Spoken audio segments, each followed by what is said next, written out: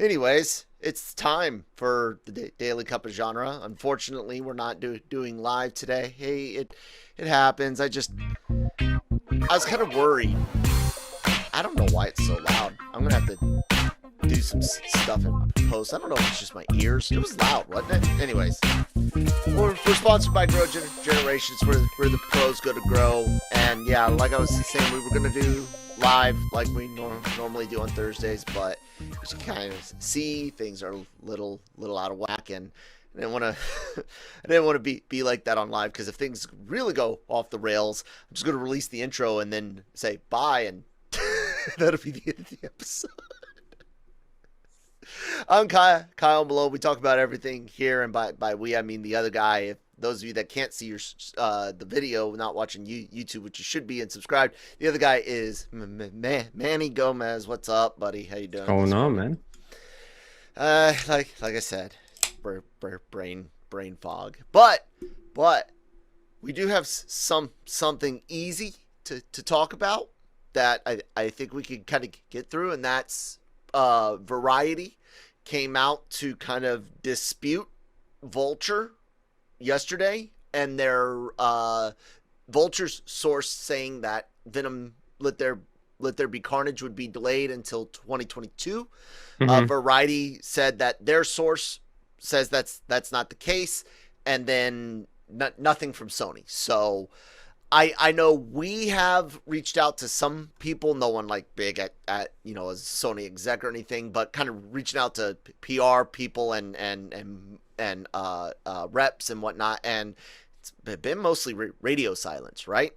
Yep, has been. So yeah, I would just say wait until Sony says something. Yeah, that's the kind of annoying part sometimes of our existence, is that everyone's so, I mean, we've talked about it a billion times, that everyone's so eager to be right or be first that sometimes we'll jump the gun, or just kind of sometimes even make it up. Oh my god, my son's screaming. Hold on. Is he okay? What's up?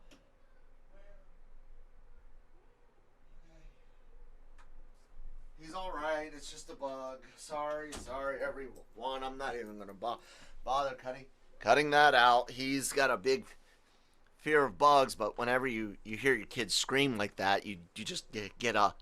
God, that hurts. Okay, I'm good. Yeah, everyone wants to be right and first. Yeah, keep going. Sorry. I think that's all I had. Don't remember where I was going with it. Oh, so no, you're right. We're trying. We as an industry, not necessarily we as LRM, although we do, try to get out there when we know something or feel confident that we know something. And look, a lot of times you have sources that are privy to some conversations, but not all conversations. And as far as their department or section or whatever knows that's what's happening, and they feed information out, and sure, and then you even have when things change. And now a movie date is a change, but that's a big change. The release date, I'll use LRM's last big blunder, if you will, the Mandalorian trailer, right? We all believe, and we weren't the only outlet, that we were going to get it the day that we reported, and that due to fandom, and I think there was a sporting event going on at the time, that Disney just pushed it or something, right? There were some other things going on, and we believe that at the last minute, Disney were the ones that decided to push it. That day. Yeah. Mm-hmm. No, that day we got a bunch of Batman reveals, and everybody went wild. Yeah. And so, but it was supposed to air with, I think, the NBA Finals, which would have made sense because it's ABC and Disney and ESPN. But yeah, I think the buzz for, I think it was not only a Batman reveal, but something with the Flash that just took the internet by storm. Yeah, there was something going on. It was like two DC things, right? That just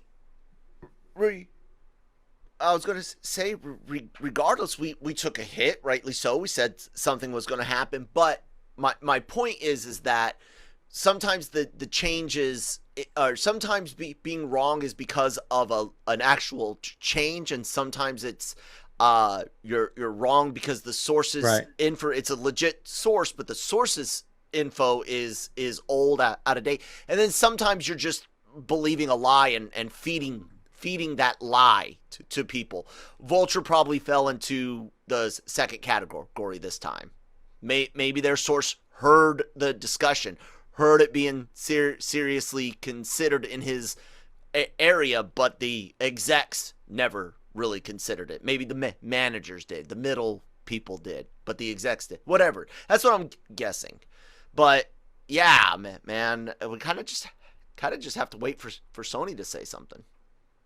Yeah, I mean, it is what it is, and just let it be, because it's not like this is going to be the fall blockbuster we're all waiting for. I'm more concerned if they push back like 007, James Bond. That's the one I've been eager to watch.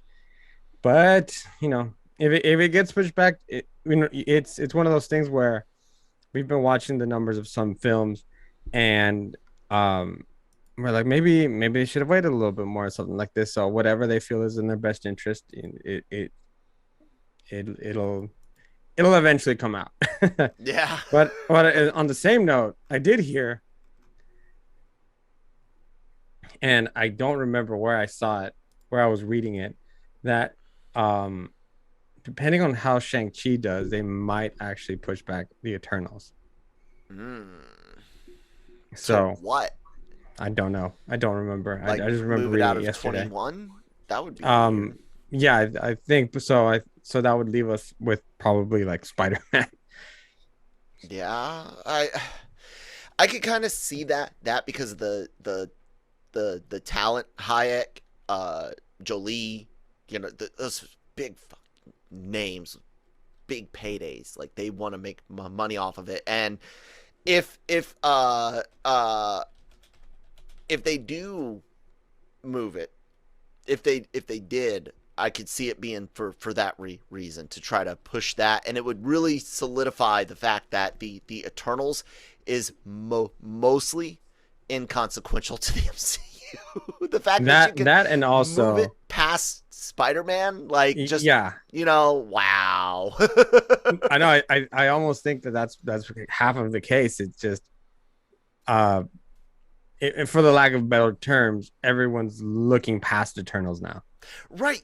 But I'm gonna say this. I kind of hope the fact that it is, because if you think about it, the last real true standalone films that we really get that aren't beholden to so much was the Guardians films. and Eternals, again, cosmic, you can play with a lot of really big themes that seem to have grand consequences, like putting Thanos in Guardians 1. If you take him out, does it really change the Infinity Saga too much? Him and Ronan? Not really. It gives you a sense of his power and authority, but it's not super important. But it felt big because we've been teasing Thanos, right? So I think the Eternals will be a lot like that, where there's a lot of things that seem bigger than they are, just because of the scale, but the actual changes to the universe, I think are going to end up being minimal. You know what I'm saying? I think it's explaining more than it is revealing or setting up. Yeah, and I think that's gonna. I don't.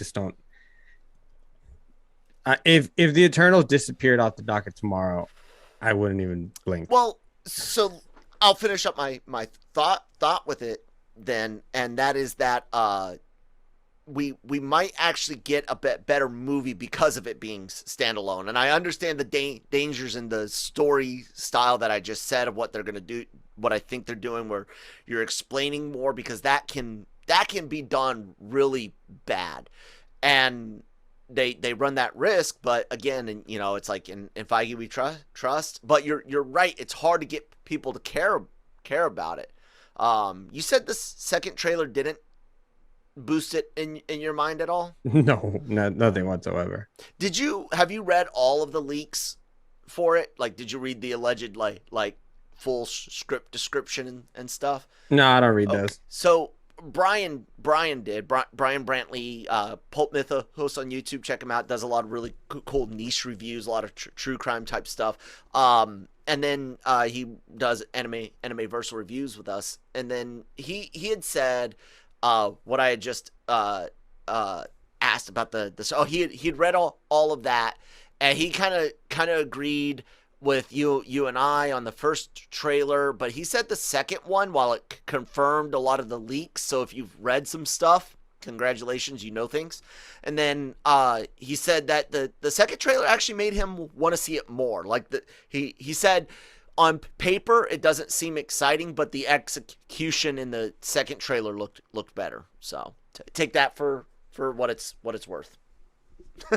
So we'll see what happens with Venom, with Morbius.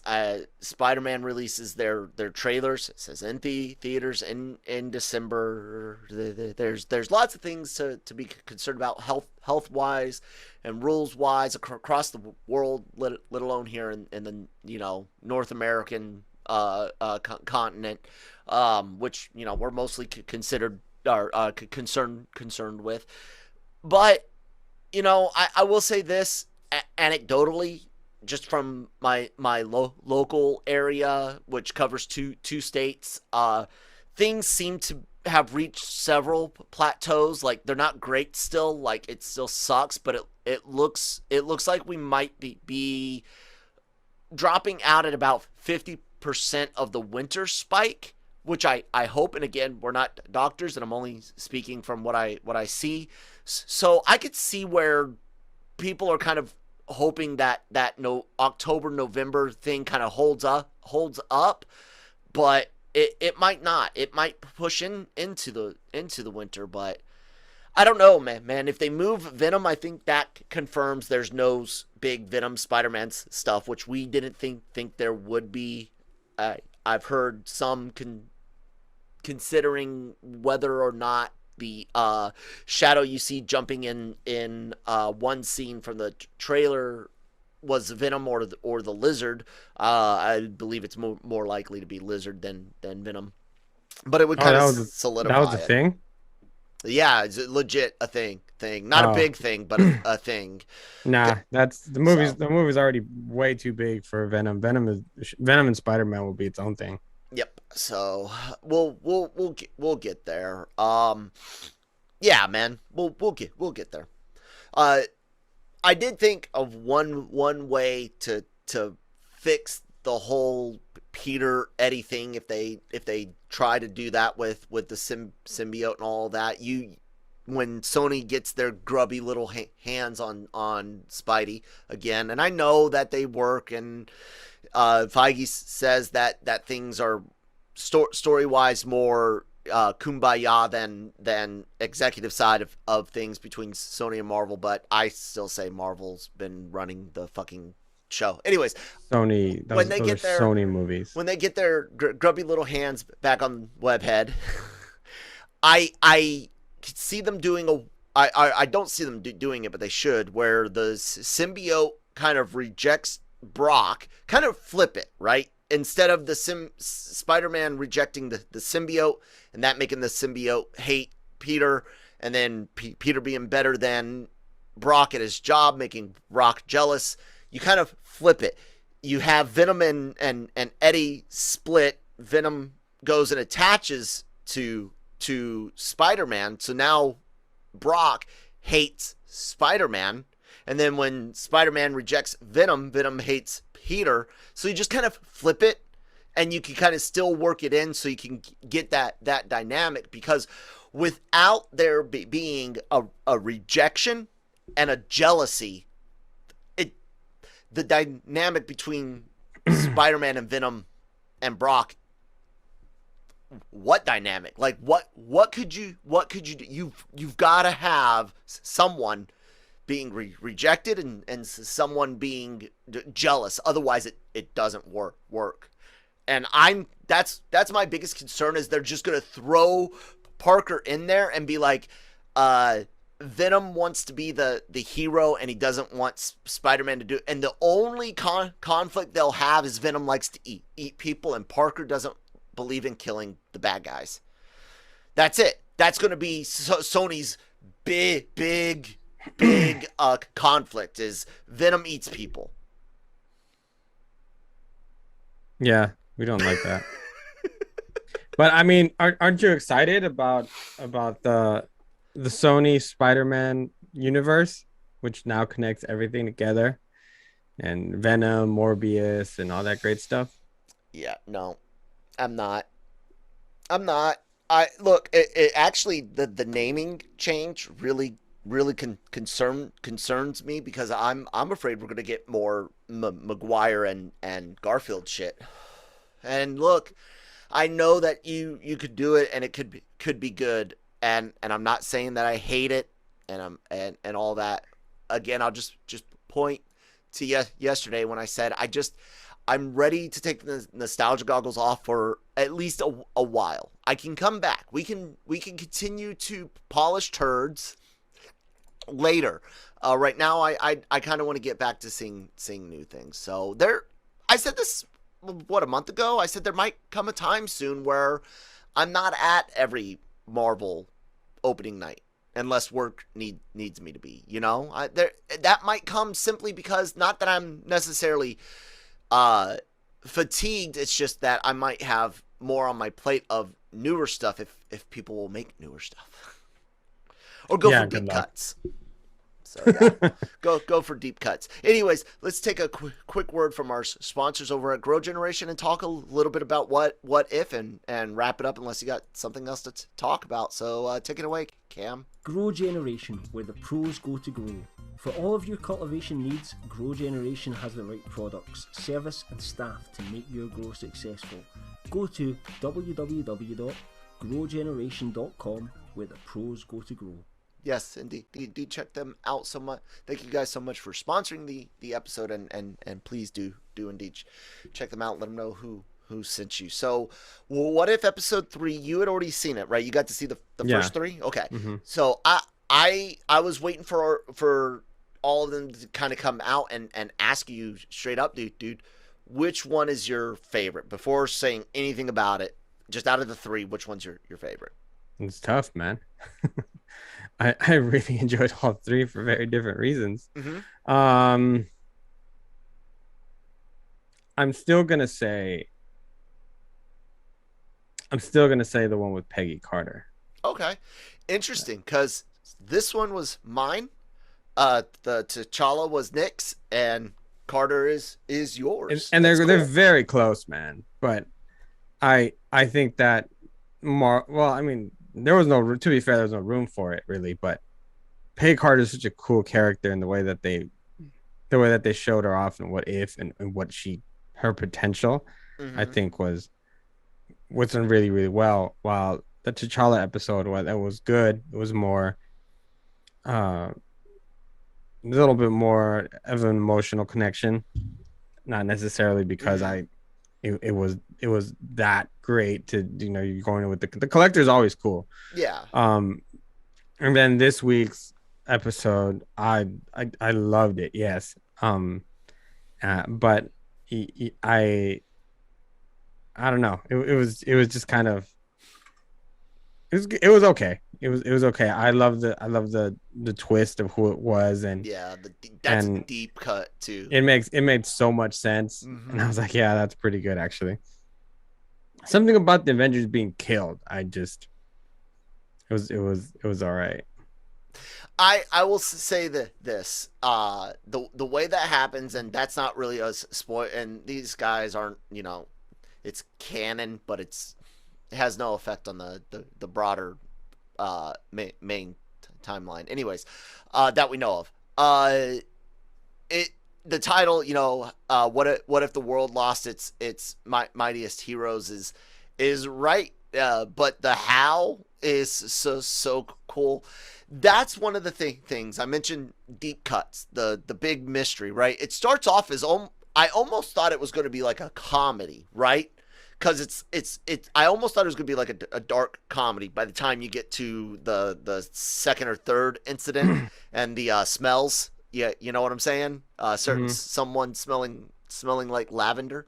I thought that was going to be it, but then it hits that mystery leg of it, and you're like, oh wow, like you guys are actually managing to blend some really cool stuff here, you know, mystery and some really good deep cuts, and that mystery and the who and what and why and what they wear is such a.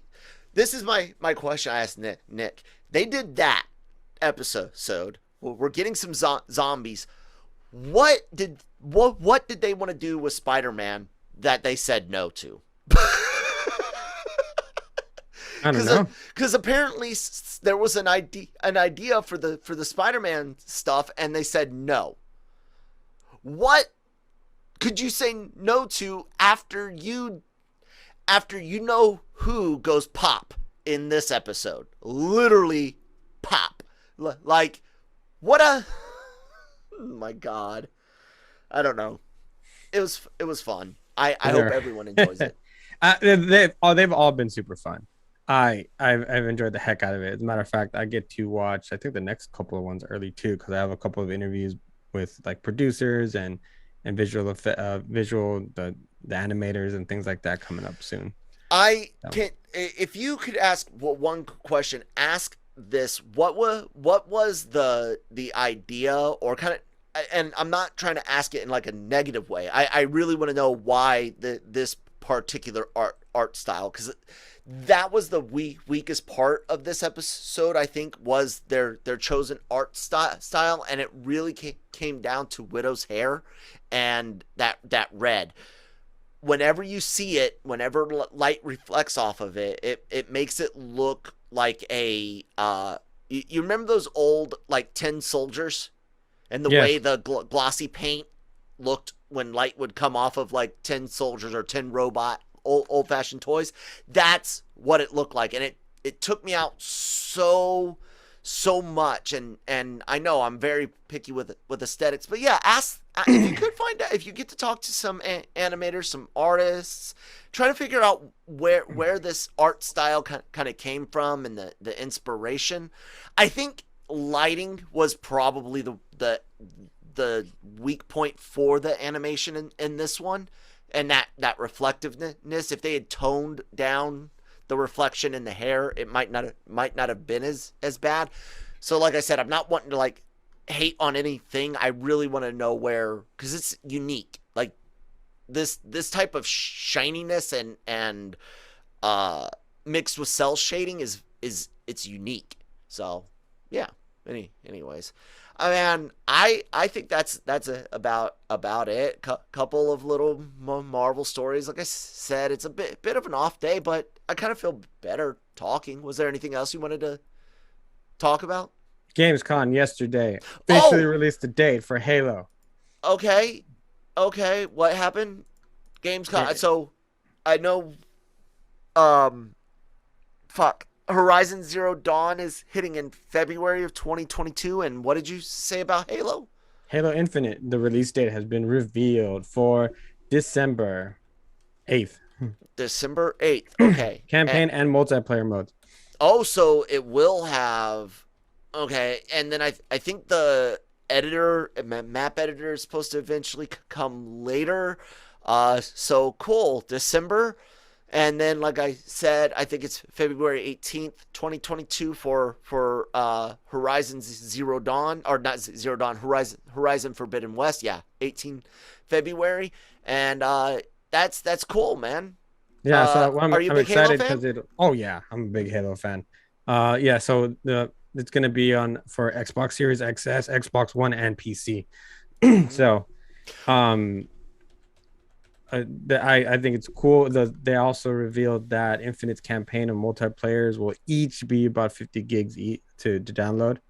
And then the only one thing that's remaining that they didn't really talk about is if it's going to have a battle royale mode, which I freaking hate in any game. So whatever.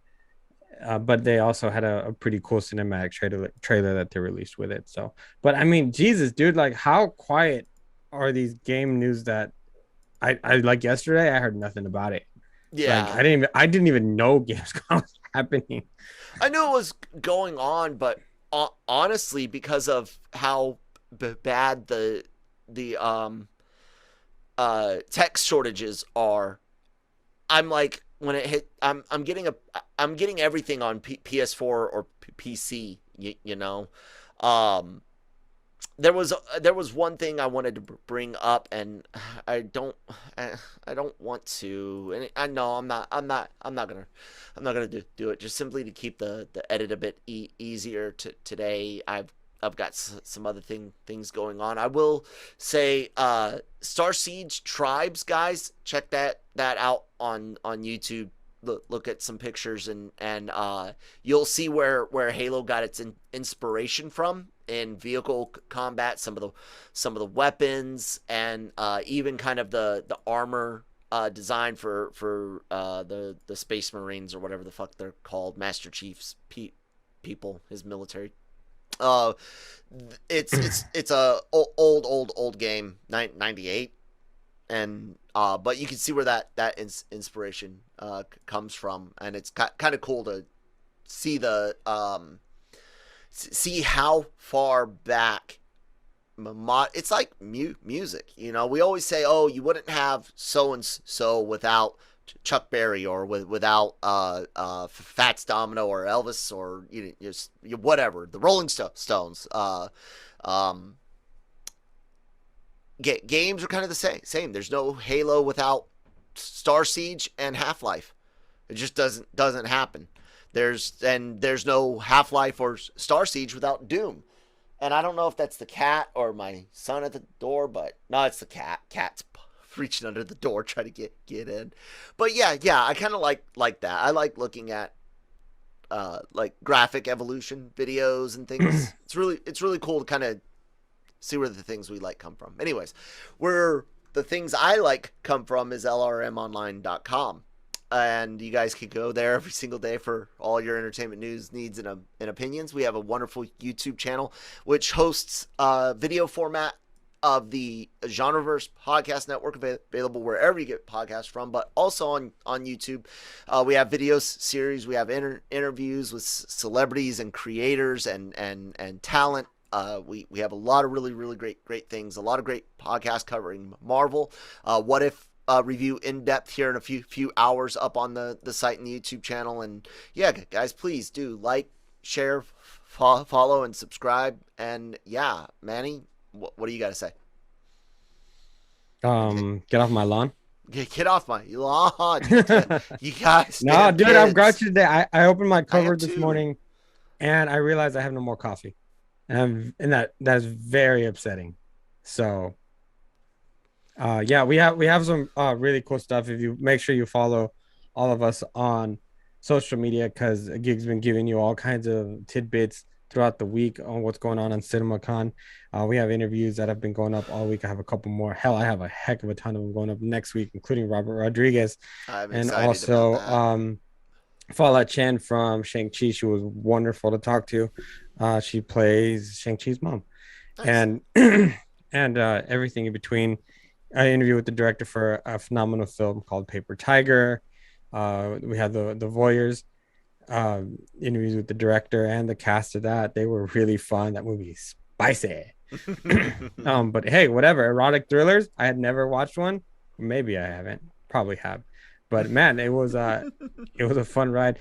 I made this big joke with just to get a reaction from what's his name? I can't believe it. I just talked to him the other day. From Detective Pikachu, Smith, not Jordan Smith. I know you're talking. Justin. You said it yesterday or the day before. The kid, right? The main kid. Yeah. Justice Smith. Jesus, I was close. There you go. And yeah, he just busted up laughing. I'm probably actually gonna cut that out of the interview just because it's way at the end. It's a little bit after, but it was so funny to see.